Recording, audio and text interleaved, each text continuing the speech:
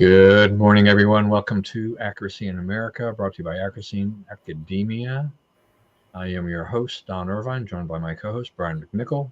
Good morning. Hello, fellow summer lovers. Yeah, you have to kind of go with the flow.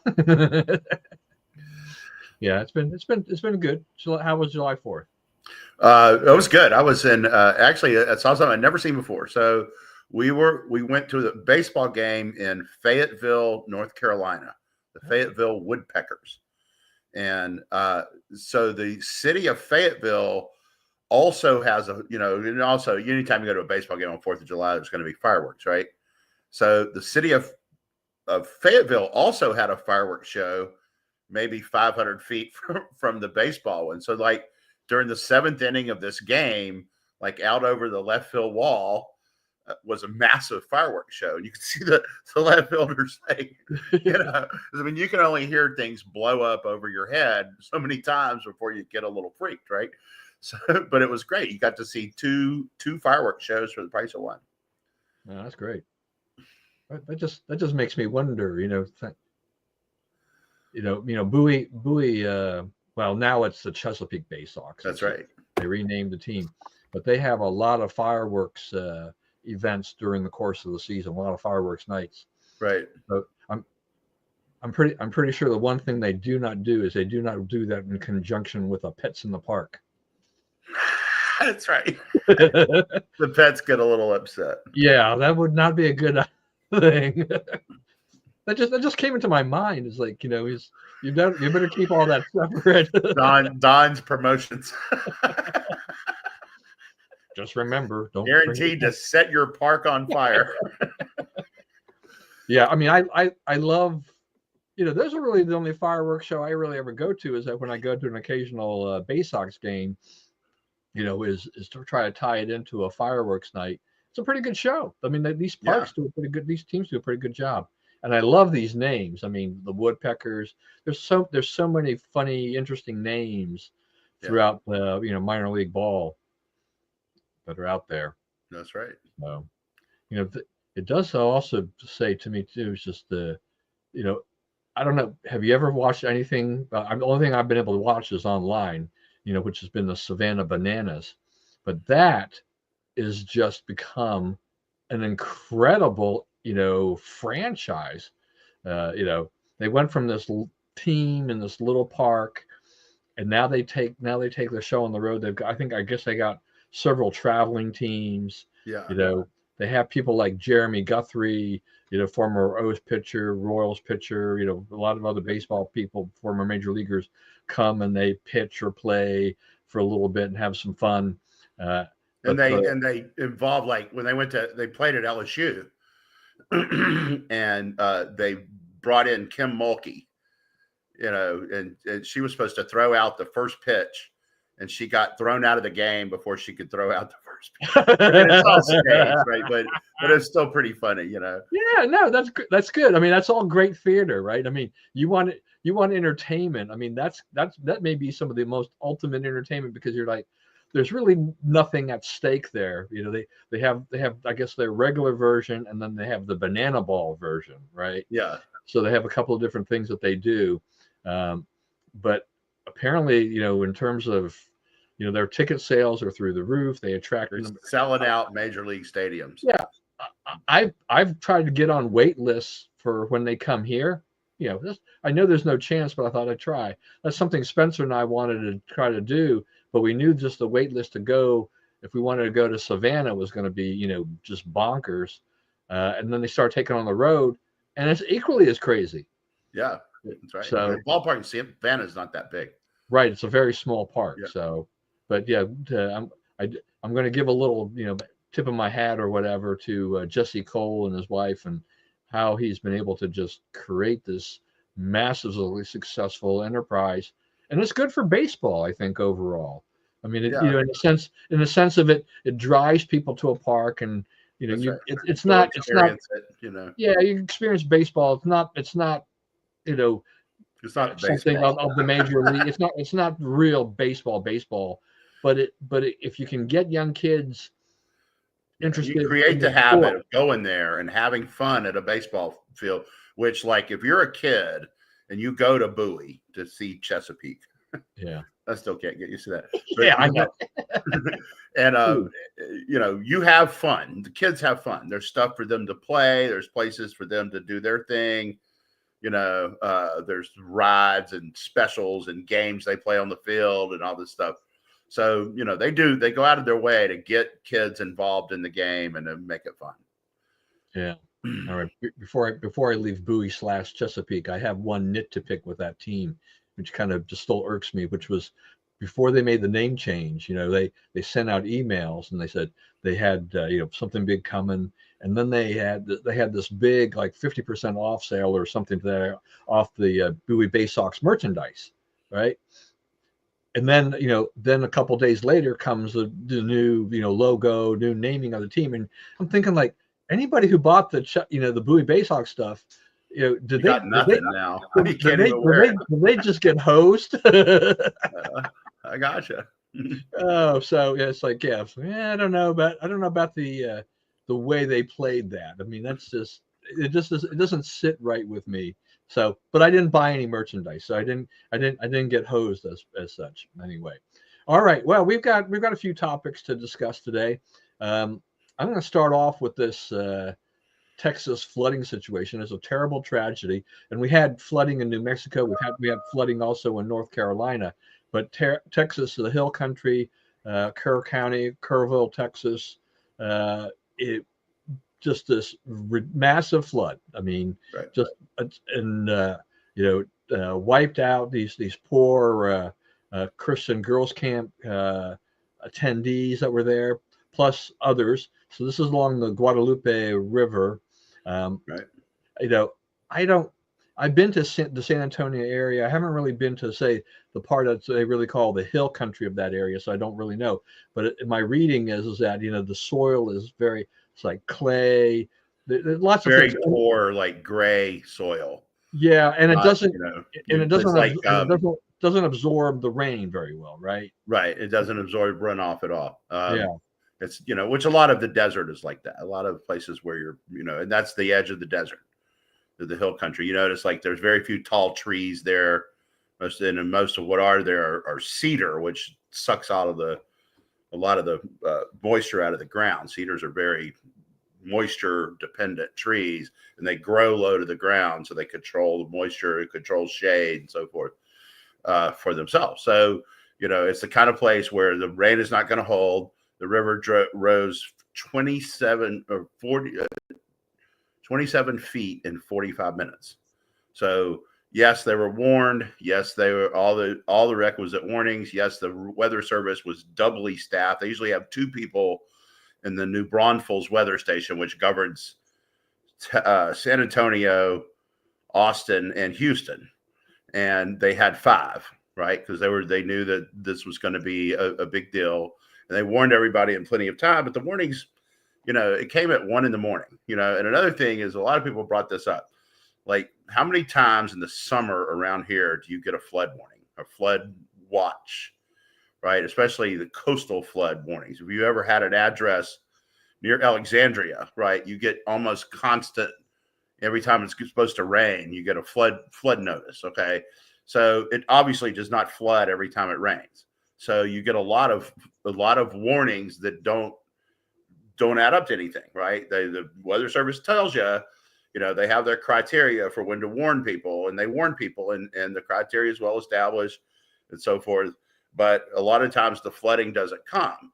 So now when you say, okay, this time we really mean it, how do they know, right? So it's probably a pretty good percentage of people who were hurt or killed in this, did not heed the warnings because they didn't take them seriously. And the other thing is everyone was notified. Some of the people were not in position. We're talking about something that happened at 1 or 2 o'clock in the morning and happened very, very fast. So, the idea that is really, who do you blame? I don't know. I don't know who could be blamed. I think it kind of snuck up on everyone. Yeah. No, I mean this is a natural disaster. We have this kind of situation in terms of natural disasters occurring all the time in different types of natural disasters in different part of the country. I mean, that part of the area is known as a flash flood alley. So okay, Right. that's a signal right then and there that you're in a kind of a danger zone, and that you're going to have these flash floods. Now, as you noted, this 26, 27-foot surge in 45 minutes, that's just ridiculous. It's just how do you plan for that, and it catches people off guard. That's pretty tough. But I mean, we've talked a lot in the past too on the show about all the wildfires in the West. They have this ongoing problem of wildfires, and they've had loss of life and towns wiped out and things like that. These things unfortunately happen. We have tornadoes. We've you know in the heartland. We've got hurricanes along the coast. These things happen. There are these there. It's just the natural topography of our country, and certain rules and regulations that have come into effect over the years that say do this, do that, or don't do this, or don't do that. Sometimes it's contributed to that. I was reading on this thing here in Texas that in 2017 the officials down there were looking at they were actually planning on you know building early warning system on flash flooding, but they didn't get a government grant, and they thought, well, it's too much money, so they abandoned that. So that was that's 8 years ago. Okay, but what are we seeing today is just that you know the liberals, the liberal media, the Democrats, all these people are they're pointing to the Trump administration and Trump administration officials and saying, "Oh, this is this is because of Doge cuts. This is because of whatever Trump budget cuts and all this stuff, and Trump is to blame." And Charles Schumer has he sent a letter to the Inspector General, to say, maybe this, I urge you to investigate this. It's like, investigate what? Right. Right. Yeah. I mean, I think this is, so, one of the things that's kind of going on now is, right, they're trying to defund PBS and NPR. The rescission legislation that has now been agreed to by both houses to defund it. So now they're in conference and they're working out the final version to send to the president, which should happen in the next 2-3 days, right? So they're supposed to vote on it before they leave this week. So, what happens to that vote, right? Because they're creating this narrative where, this was an information problem, right? We didn't get the information to the people. I'm curious, like, what would Camp Mystic have done? You have, 150 girls out in the woods. You pack them all up at 1 a.m. I don't know. I mean, I don't know what they do. I don't know how that works, right? I know the pastor that runs the camp died trying to go back in and rescue the girls. So, it wasn't that he wasn't trying, but I just think that, they probably heard a lot of false flood warnings before, and, they have a tough group to move, right? It's tough to move 150 kids. And I'm not sure like how that would have happened. And do you know where the flood's coming from? So you can not go out, go right into it, trying to escape, all those questions, who knows, right? We'll never know.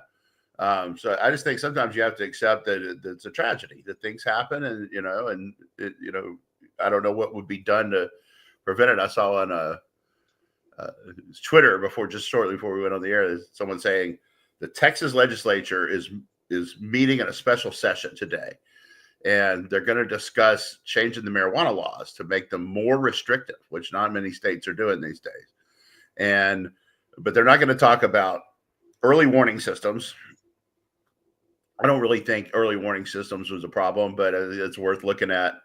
They're not going to talk about global warming, because of course this storm was caused by Trump ignoring global warming, and they're not going to talk about the NOAA weather station being defunded. Right. Well, none of those are relevant to this, right? And I don't care what they Texas does about marijuana laws. I don't even know what they're talking about, but none of them do that, right? None of that is relevant to that. So, I don't know. I think I think that we're reaching a point where, things are being politicized so brazenly and nakedly and falsely that, even the consumer on the street can see that the concerns the left is raising are nonsense. Yeah. I mean, look, this camp has been in operation since 1926. Yeah. They have not had anything like this during their nearly 100-year history. I mean, this flood was of massive proportions. It's you could put it into the once in a lifetime or once in 100 years or whatever number of years you want to pick off, say, kind of probability, because they just haven't experienced anything like that before. What the unfortunate part of this too is that it wasn't just those campers that were swept away, but other people too, because the river's a popular area for people to camp out. And it happened over the July 4th weekend, a time when, people are out. I mean, people are out and cops and officials, first responders are really not.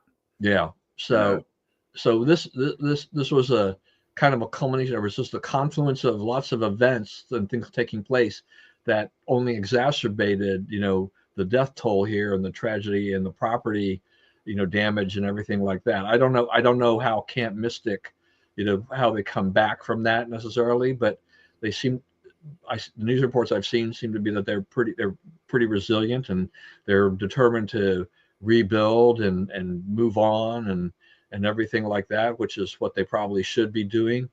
But shame on the politicians for turning this into some kind of political football, for trying to take this tragedy, particularly since it involves so many young children, and then try to blame this on the president and his administration, when there is, that's the farthest thing you can find. I mean, I don't like it when any politician injects themselves into, conversations where you have this huge loss of human life and tries to turn it for their own political gain.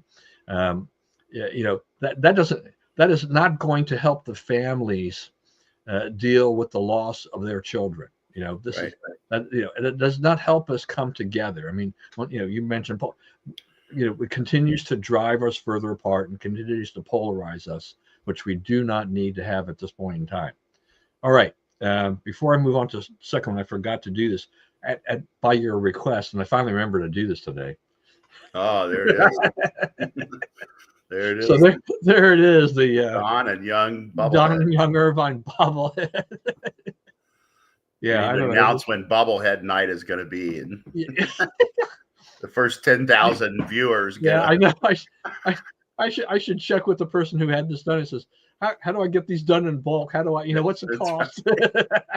I'll use this as some kind of giveaway. Yeah, it's pretty cute, but it's pretty good. Yeah, and plus you get those little bobbleheads at the ballpark now, which are tiny. This thing actually, the base of this thing, it's actually kind of heavy. Anyway, it's a pretty quality product. Quality stuff, a quality bobblehead. Quality bobblehead. All right.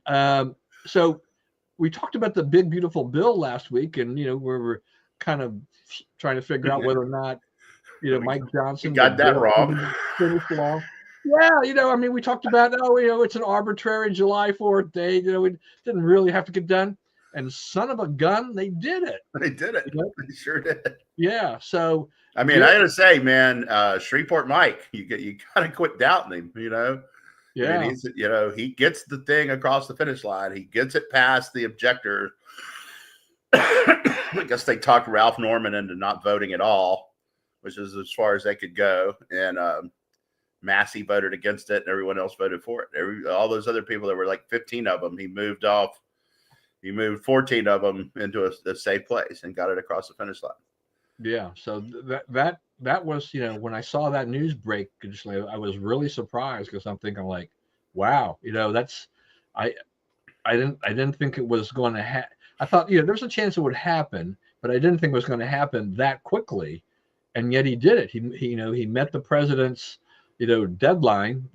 Not that it really mattered, but it was a good, kind of like I said before, kind of a PR, kind of a feel good thing. He can sign it on July 4th.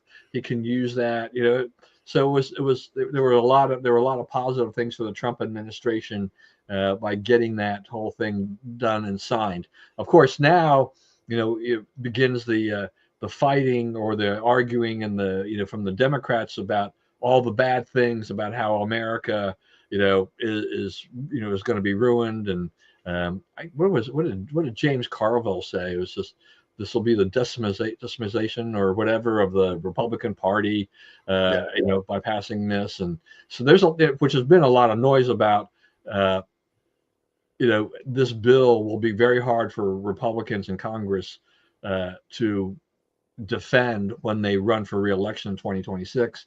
I'm not so sure about that. I don't quite, get what it. What are you talking about? Your taxes would have gone way up. All the like big conservative priorities are in there: defunding Planned Parenthood, defunding PBS, NPR, tax cuts, deregulation. It's all in there. It's all the stuff we wanted. It's not a complete list, but it's there's not really much in there that we were not calling for before Trump became president.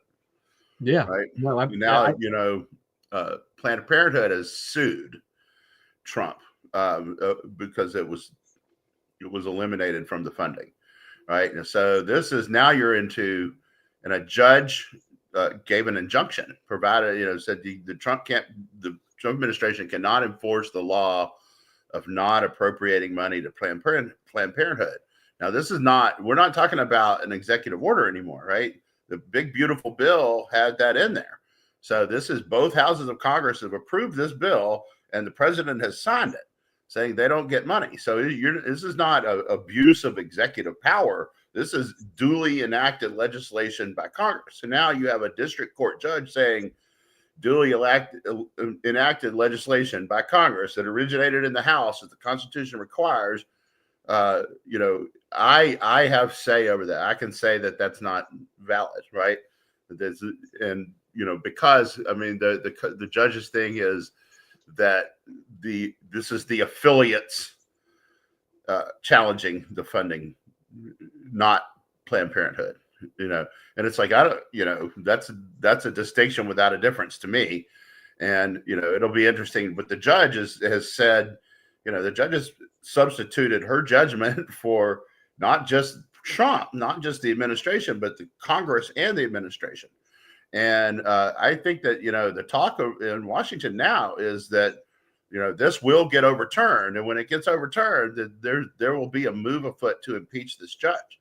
And I think it's right. I think that a signal needs to be sent that you cannot make up law on your own just to drag these guys through the mud, right? Just to make them do extra work, which is what she appears to be doing.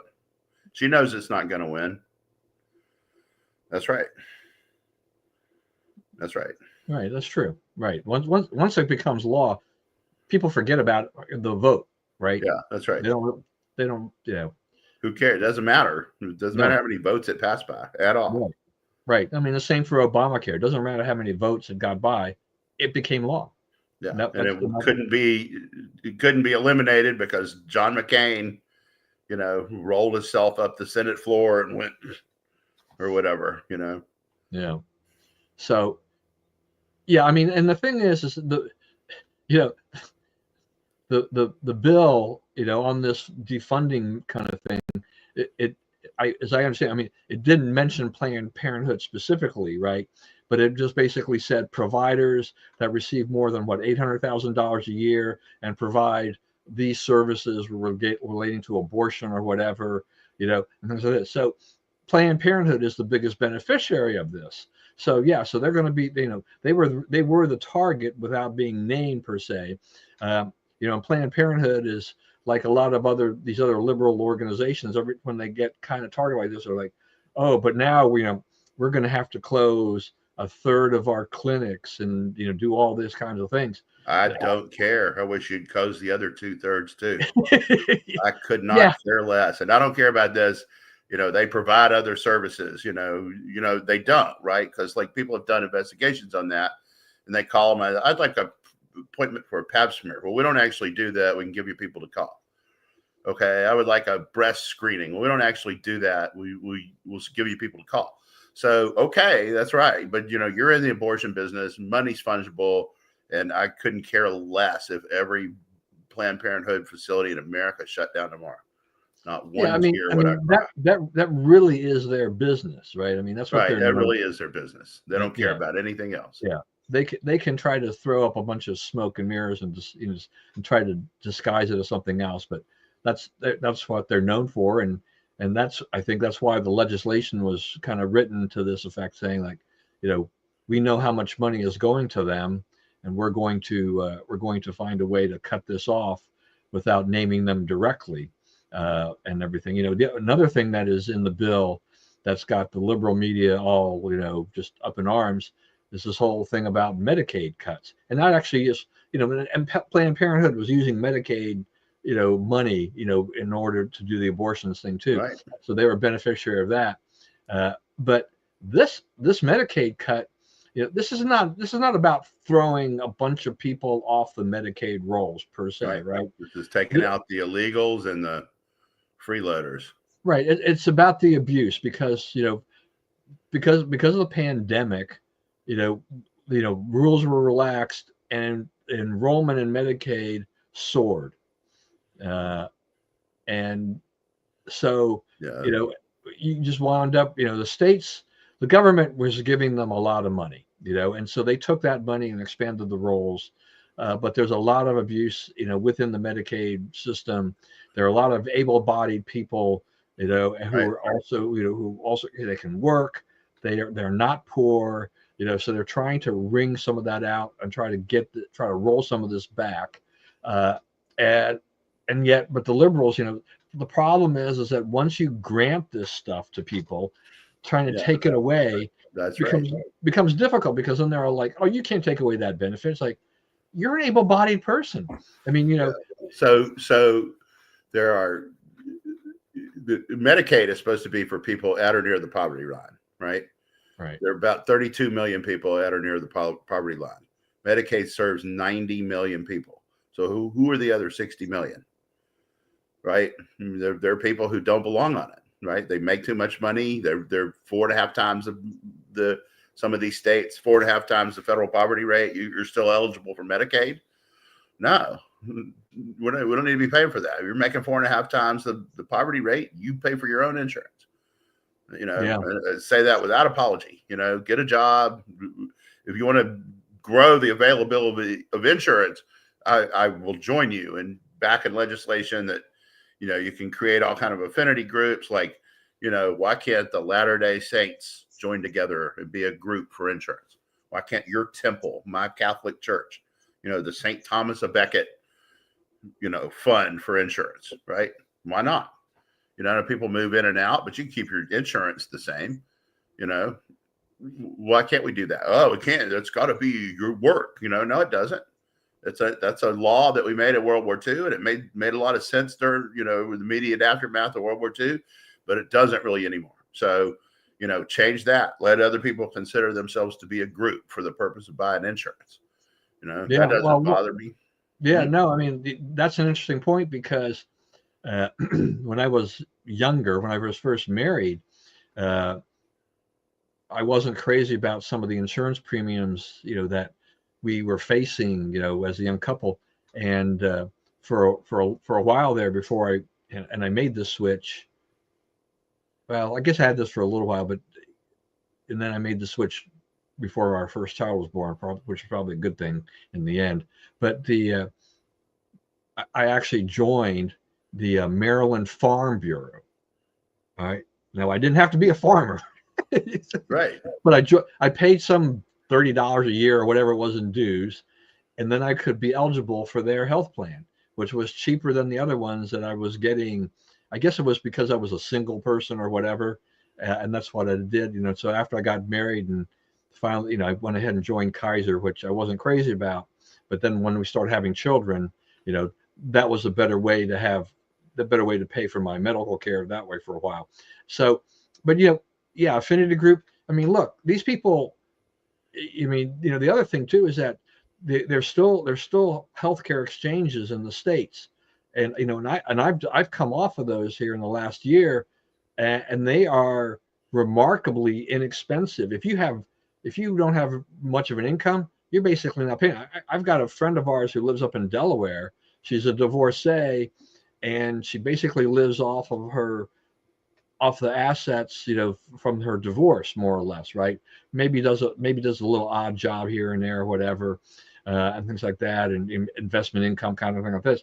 So for the most part, she does not have much of the way of income, and apparently, she when she was here and then she moved to Delaware, because of that low income number, she paid next to nothing for good health care because of the Obamacare exchange. So there's still this liberal policy in effect that will, it still will cost you and me as a taxpayer. It just, it goes elsewhere, but it's not, it wouldn't be it won't really be fraudulent, because you'd say, in the sense of like you provide your income, and then they say, okay, because they'll check it against your tax return every year to see whether or not that holds up, and adjust your, and see whether or not you're owed money or you got to pay more money once a year. So there's a little bit of a check and balance with that system. Yeah, if those people are out there on Medicaid, they could probably get better care under healthcare exchange. At least I felt that I was getting good care. Yeah. All right. Yeah, that's right. Yeah. That's right. If you're out in a hot field, you don't really have a lot of time to navel gaze, fight yourself and chew yourself Well, out. I mean, speaking of that too, I mean, in that way. So what did our agricultural secretary want to do? And she was wanting to create the carve out for farm workers.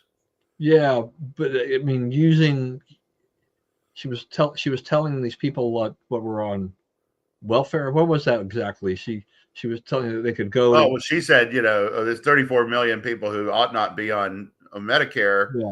We can put them. We got jobs for them, right? Yeah. Working in the farm, right? No, it's not. It's not. Obviously, of course, the left comes out. She wants 80-year-old women out picking tomatoes. It's like, that's not what she's saying. But there are some people in that 34 million who definitely could. I mean, so like the day Obamacare became law, the state of New York added 525,000 people to its healthcare rolls. Now, are you telling me that day, 525,000 people who were paying for their own health insurance one way or the other no longer were able to afford it? No, you just wanted a government giveaway vote buying program, and here was a large body of people to help you. This is not about the exchanges, right? This is about people being added to the Medicare, Medicaid rolls, where taxpayers are paying all the cost of their health care.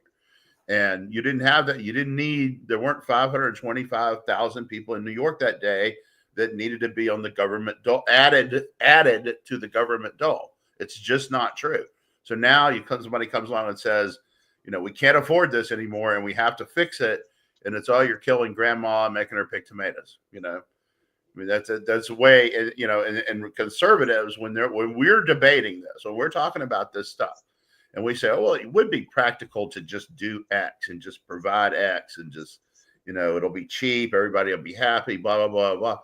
And someone else always comes into that discussion and says, if you start adding benefits, they will be here forever. You'll never get them off the books, no matter how ineffective they are, or no matter how much difficulty you have paying for them. So, don't put them on because you won't be able to get them up. And that's what's going on now. So the Democrats are trying to get them off, right? And, one of the things that's going on here that they're not reckoning with, they're not understanding the consequences of, is that Trump is term limited. He can't run again. He does not care what they think. So he can just do what he thinks is best and ride it out. Yeah, and I still remember decades ago about reading stories about, people on welfare, where, welfare gives you more money for every time you have a baby. Well, what was that? What did that do? That took a lot of these people, and they just kept having more babies. Right. And more importantly, punished you severely if you married the dad. If you brought the dad into your home, well, we can't help you at all. Okay. So you said have a lot of babies and don't let daddy in the house. Yeah. Right. Both things, both of which were terrible for America. Have a baby, but no nuclear family. Yeah. Right.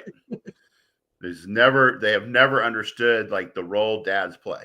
Yeah, no, it's just we have a lot of government policies that that just do so much damage. Yeah. And yeah, that's the thing. The bottom line too is that when you create these programs and you put people on these programs, you cannot get them off, as you said. I mean, that it's just the only way they go off is when they die. So now you're about to take a bunch of them off now. And, it'll be fine. What'll happen is, 3 months from now, no one will remember that any of this occurred. Right.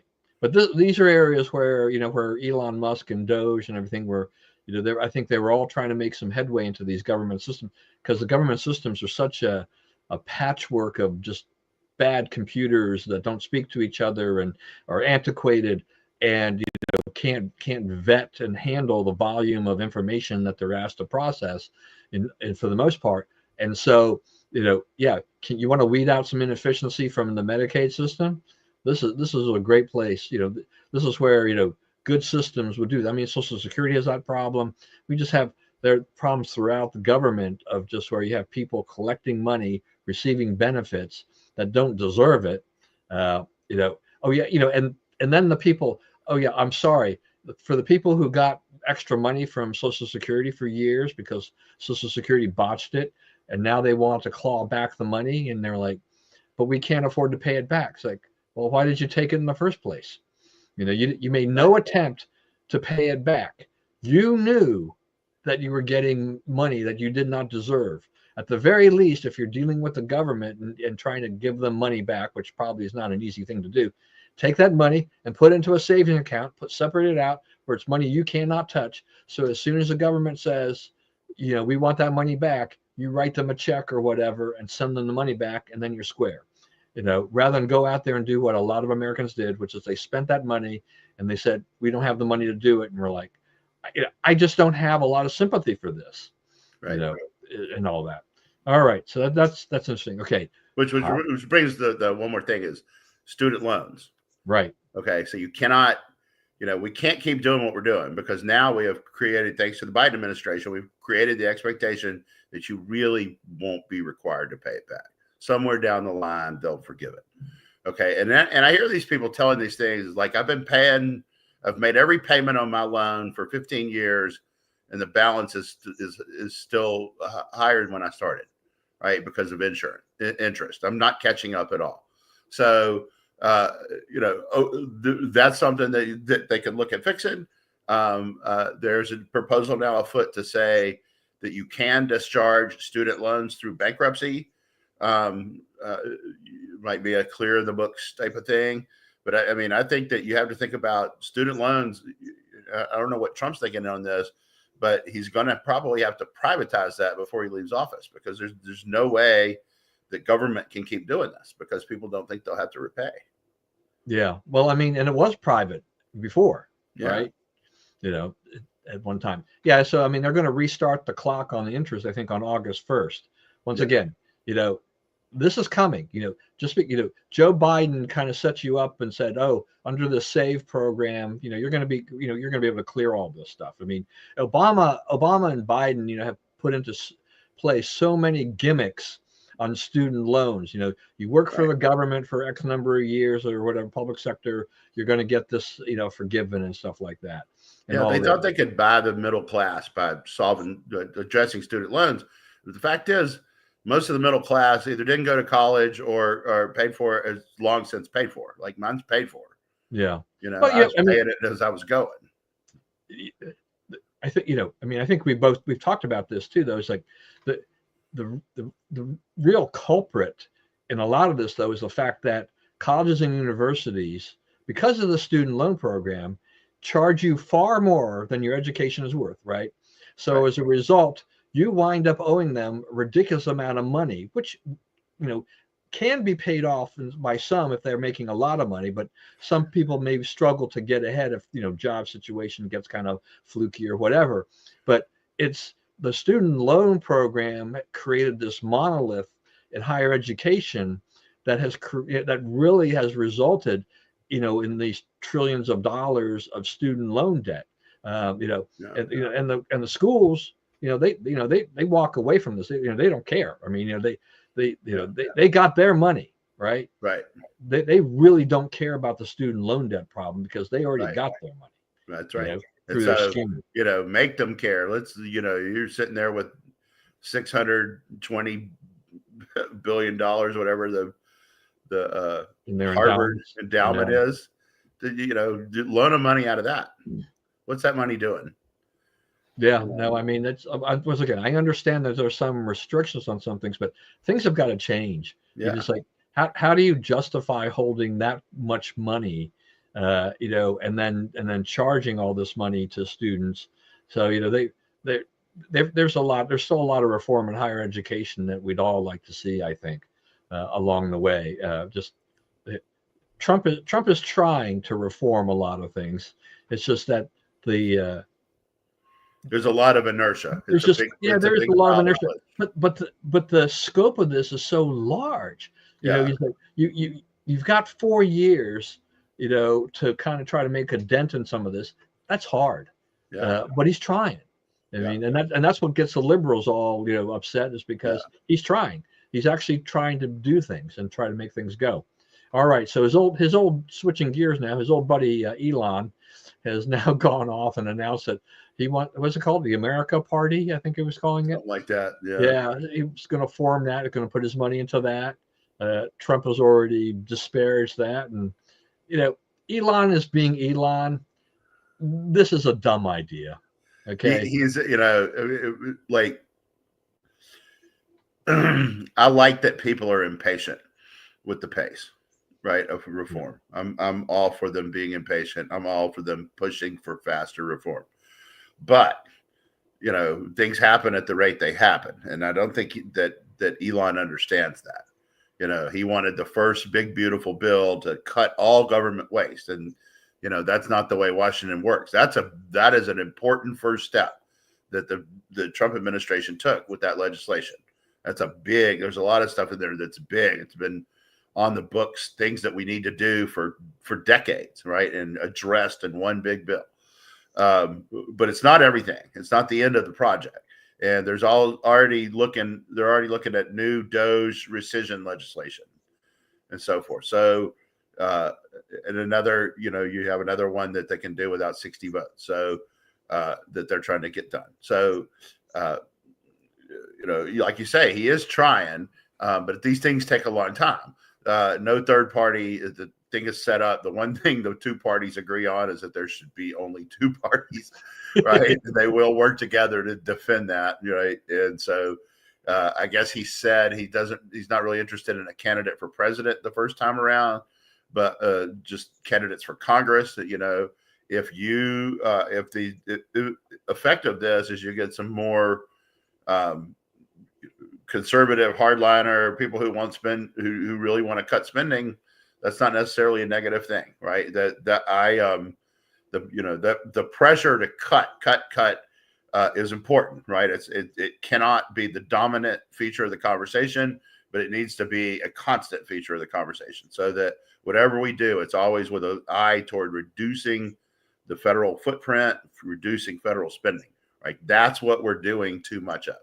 So, but I don't think he's going to get very far. And I think, he has he has sort of a habit of doing a lot of stuff temporarily.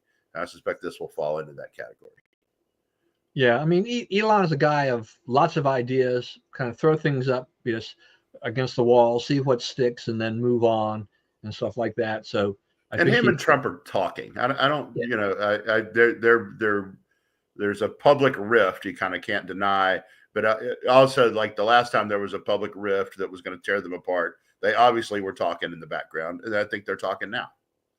Yeah, well, I think that is the case there, and Elon is always going to be Elon. He's just, if he's not happy. And I think you're right about the pace. Elon can be a little bit impatient. And you've got these businessmen, from the corporate world, who are used to being able to say, we need to redesign this. We need to cut the budget here. We've got to hire people. We've got to fire people, whatever.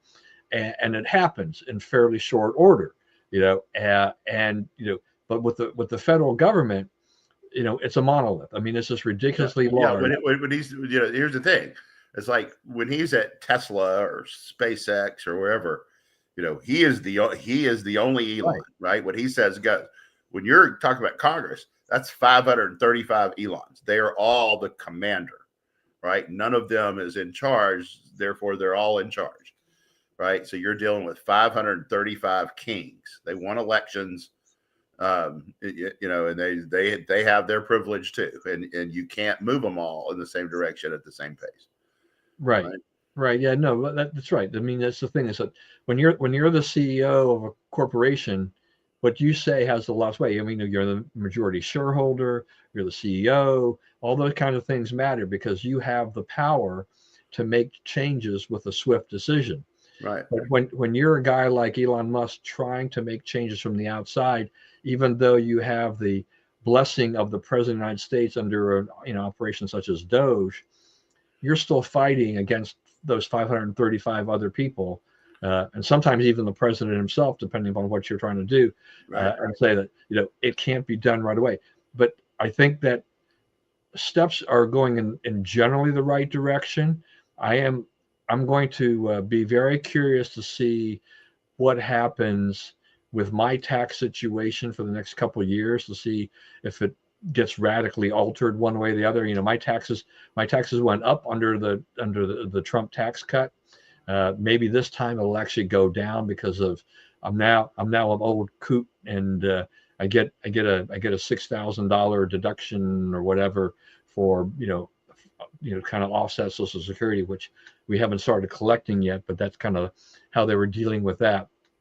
And but there are going to be people who are going to be helped. I mean, the first $25,000 in tip income, is exempt. Okay, well, I don't know how many people make $25,000 in tips, but apparently, there are people in high rolling places that can easily make that or more in a year. So that's a good thing for them. And then other people on the lower end of the scale, they don't make that much, but that means that's real money to them, and things like that. So there's a lot of things that have to be worked out still, I think, in terms of how the tax tables come out with all of these things and how it affects, all the parts of your life. But it seems to be at least on the surface, a step in the right direction. Like everything else with legislation, always too many carve outs and other things going along the way.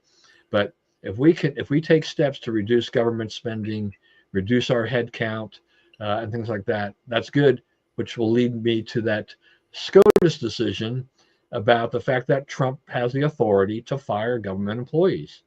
Was that 8-1? I think. Well, so it said he has the right to order them, to tell them to start planning to fire employees. Yeah, which is not quite the same thing, right? And so the actual firing, that's what I don't know if you saw it. It was 8-1. Ketanji Brown Jackson was the dissent, and Sotomayor wrote in a concurring opinion for the majority that the notion of whether it's legal to actually fire them is not what's before us here. So we can't consider that because it's not the case that's been made to us. So so that case could still be made, and they're not out of the woods on that, but certainly it's a big step forward that the federal government, the Supreme Court seems to be saying with some consistency, that the executive has power and the judiciary has to respect it. Yeah, so it'll be interesting to see how this really plays out. Once again, I think it's just showing that that in general, though, I mean, the Trump administration was moving in the right direction on this. That as they try to, they're trying to reduce that head count. They're trying to make government more efficient. get that smaller government that we all want. They've got the unions fighting against them. So this will continue to be a battle, but goes to the Supreme Court, and the Supreme Court at least says, okay, as you said, the right to plan to do this. Okay, fine, and go on with that. So, yeah. So what he's going to do is he's going to fire them, and whatever happens in court, by the time anybody's actually brought back to work, most of those people will have had to move on, right? You're fired, and there's some vague thing going on in court, and the months keep going by, and you got to pay rent. Those people are going to go somewhere else. So you're not going to be able to put the band back together anyway, which I think is the real aim. Right. Yeah. Well, I mean, you remember one of the most, remember when Ronald Reagan fired the air controllers, and everything like that. It's like, a lot of them never came back because they had gone on and found other jobs. Yeah. Because anytime you get into a situation like that, this is not something that's going to be resolved in a month or two. This is going to take a while. So, you have expenses and bills to pay. You cannot wait an extended period of time unless you're some extremely wealthy individual and that can hang on for a while. You're probably going to have to find another solution. You may have to move to another state to get another job. Right. So that just changes. So those people won't have a job when it comes back to it. They won't even want that job. One last thing before we go to our quick roundup is the IRS issued a ruling now that churches can endorse candidates. So there apparently was what do they call it? The Johnson Act or Amendment or whatever that was in there. It's been in there for decades, and that had basically said that they couldn't do any of this stuff from the pulpit. They couldn't endorse candidates from the pulpit. But the IRS had said that they had really not enforced that over the years, right?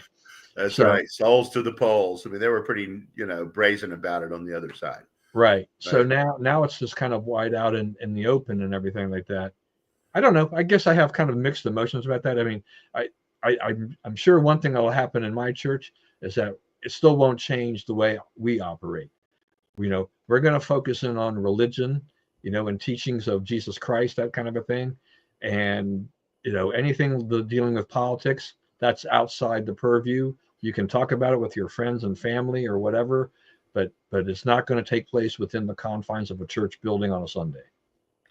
Well, I mean, everybody says that going in. I hope it works out, right? Because people who are interested politically start trying to meddle with it, So someone better be ready to stand up and defend the church, right? Because you will get attacked on that. So I have mixed feelings about it too. As free speech. Why should a preacher, as opposed to any other community leader, be enjoined from sharing his opinion or her opinion?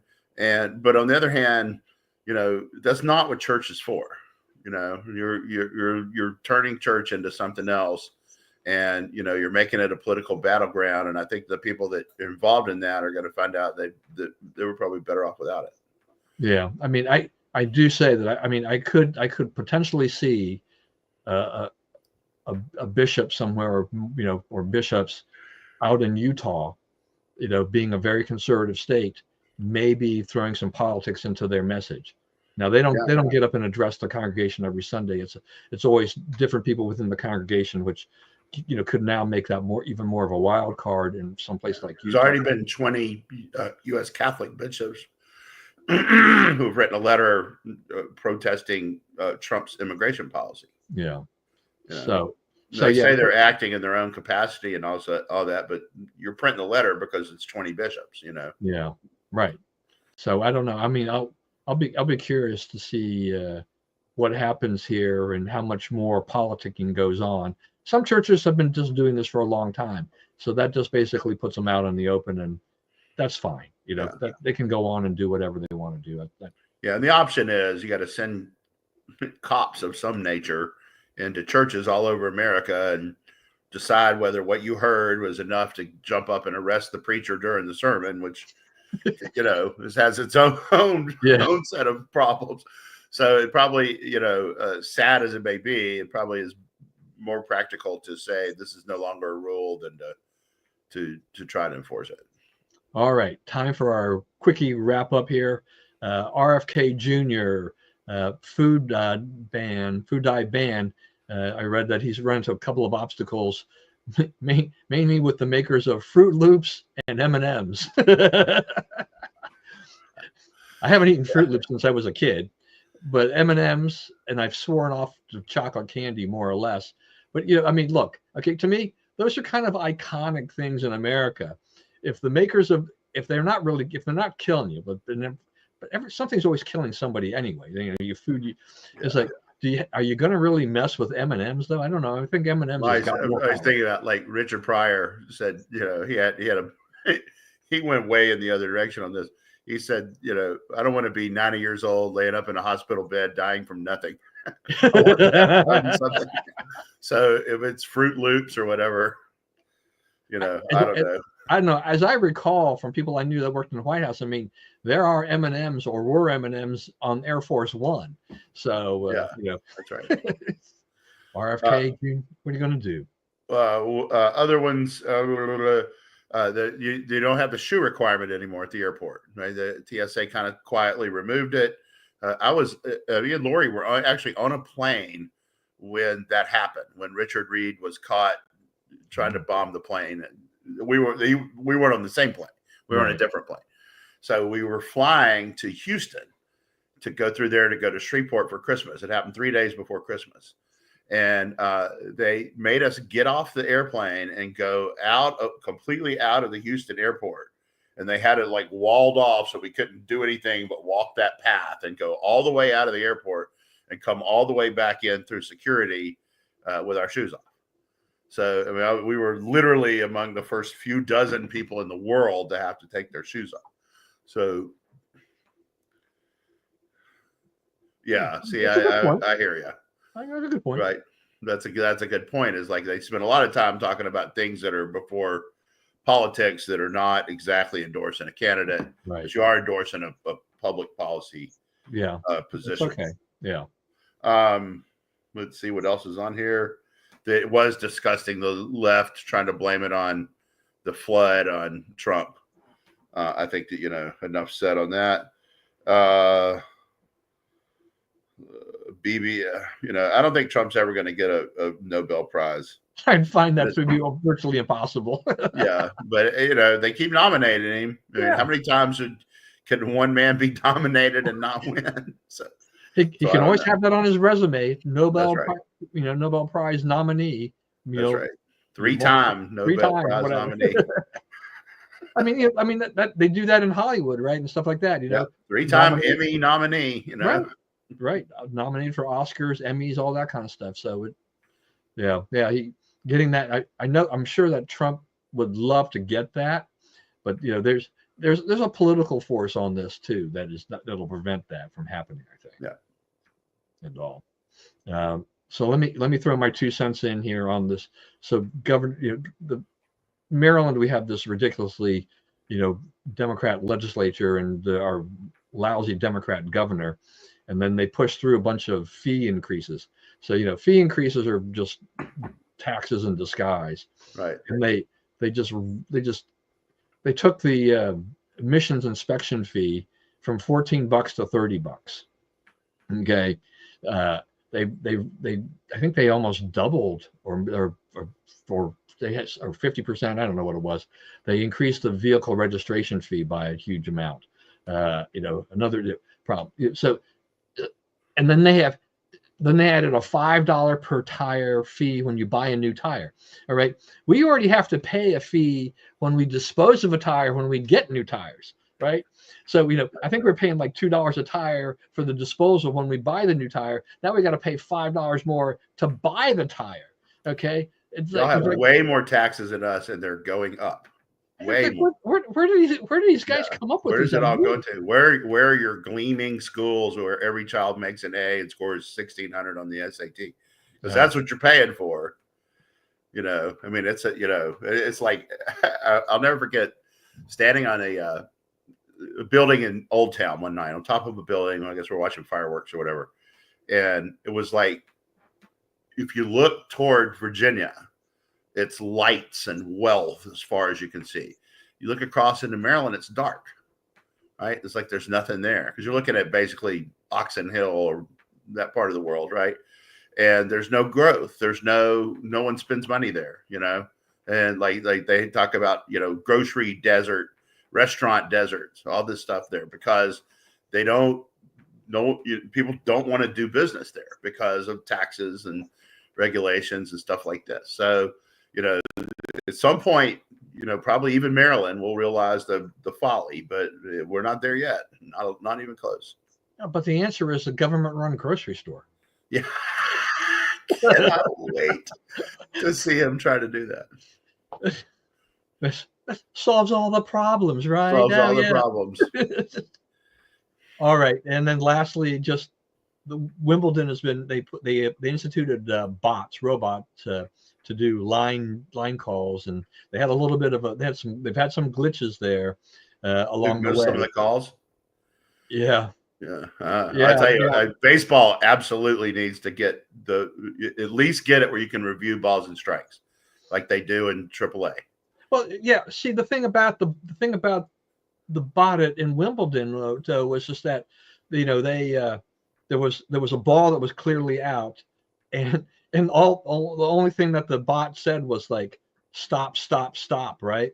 And so they had to go back and they looked at it and they're like, well, they had to replay the point because the rules of the Wimbledon Tennis Association or whatever they call it, club. So that was kind of where they were at with that they had no procedure in place to say, oh, well, human can overrule the bot at that point in time. But I mean, if you're the one who won the point, you're going to be kind of upset because it was clearly out. And then they have to replay the point. And I think the player lost the point when they replayed the point. So it's like, that's insult to injury. So they have some issues, with that they've got to work out. So I don't know. Maybe there could have been more testing. Apparently, though, even a bigger controversy at Wimbledon is the fact that what do they call it? Strawberries and cream. They increased the price of the strawberries and cream. Yeah, of that. Yeah, for the first time in decades or something like that. So that's really got people up in arms. Probably Trump's fault. Yeah, probably Trump's fault. Somewhere along the line. All right. Oh, you know what we never talked about one bit was this Epstein files business. And I guess they're just not going to, I guess they don't have a list, something, Biden probably threw most of that stuff away. If it implicated Trump, like the left says, you had Biden. Trump was killing Biden in the 2024 primaries, right? Election. And then they put in Harris and Trump was killing Harris. You're telling me they let Trump become president again without putting this out? Why would they do that? Why would they let him win the election without saying, hey, world, at least consider the evidence of what Trump was doing with Jeffrey Epstein? If they had it, why didn't we see it then? Yeah, I mean, I left that out because I think there's still a lot of unknowns and still a lot of stuff we have yet to learn on that. But maybe that'll become a little clearer, in the ensuing weeks or something like that. Because they are talking about it a little bit now. Once again, there's like, where are these files? All this kind of stuff. So anyway, we're out of time, folks. Thank you for joining us again. Please, as always, stay safe and stay well. Remember, we live in the greatest country in the world. Do not let anyone tell you otherwise. And as always, God bless America. We will see you again. Probably next Thursday. I'm traveling next week. Wait a minute. I guess I can do Wednesday. I think I'm flying on Tuesday. See, I'm losing track of time. Anyway, I'll double check on that. Okay. I think it's just I'm just going to be in a different part of the country. So for me, I'll be like 2 hours earlier my time, time where I'm going to be doing. But we'll keep it the same 11 o'clock time. See, I got to pay attention to where I'm going. All right, everybody. Thanks a lot. We'll see you again.